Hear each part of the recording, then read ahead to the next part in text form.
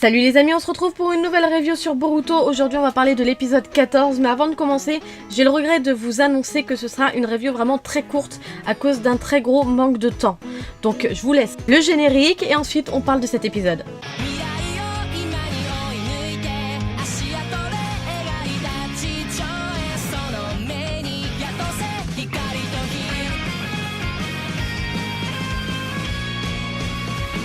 Pour cet épisode 14, je dois vous avouer que je suis assez sceptique. Pour la simple et bonne raison, c'est que d'un côté je me dis que je suis assez déçue de la fin, qui est un peu trop heureuse, avec un happy end. Et l'autre côté je me dis, ouais mais en vrai ça aurait été chaud s'il y aurait eu un mort. Au final Boruto l'aurait plus classé en shonen, mais en seinen. Parce que voilà quoi, des morts dès les 14 premiers épisodes c'est chaud quand même.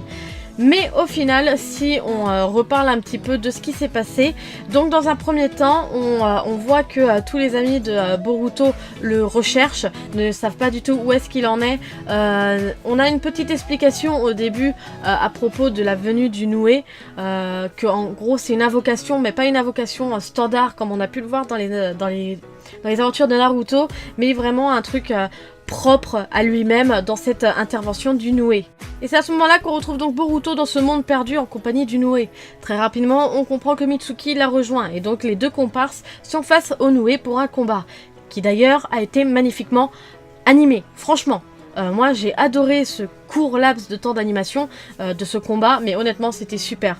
Bon après on voit que Boruto a un peu de difficulté et tout, mais il trouve très rapidement la solution grâce à son œil, car il arrive à voir la zone de faiblesse du Noué, et donc va l'attaquer ici.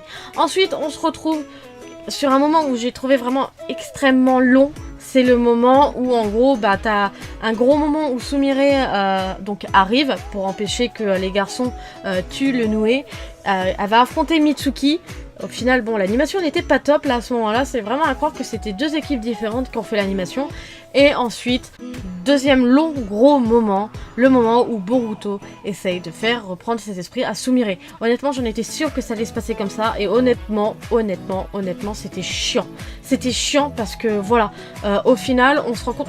Moi j'ai eu un petit espoir parce que quand on voit un peu l'épisode, on a l'impression qu'au final, voilà, Boruto arrive à la faire se déposséder de l'esprit du spectre. Et moi je me suis dit putain, alors ça veut dire qu'il y a quelqu'un d'autre derrière.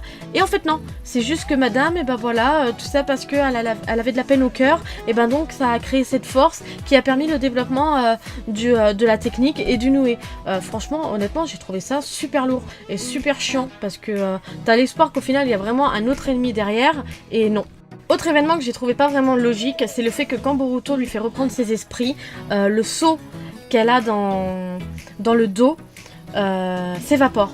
Ouais, j'ai trouvé ça super bête. Bon, c'est clair que ça permet comme ça d'éviter les boucles sans fin de oh bah même si quand elle a 15 ans, hop, elle a encore le moral dans les chaussettes, et donc hop, elle fait revenir le truc et tout. Mais ils auraient pu trouver une solution alternative, genre par exemple, je sais pas, la couleur aurait pu changer, ça aurait pu devenir gris, genre comme un tatouage lambda quoi.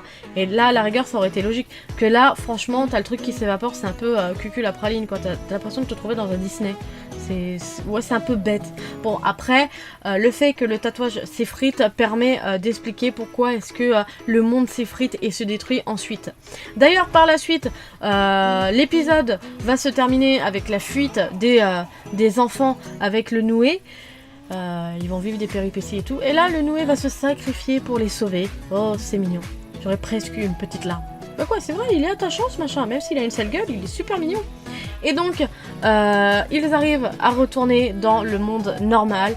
Et voilà, ça se termine comme ça. Non, enfin ça se termine pas vraiment comme ça. Parce que ils retrouvent donc Shikadai, Inojin et l'autre à lunettes là, Denki. Voilà, Denki. Et tombe ensuite sur Sai et tous les autres shinobi. Et au final, on croit qu'elle va se faire casser la gueule.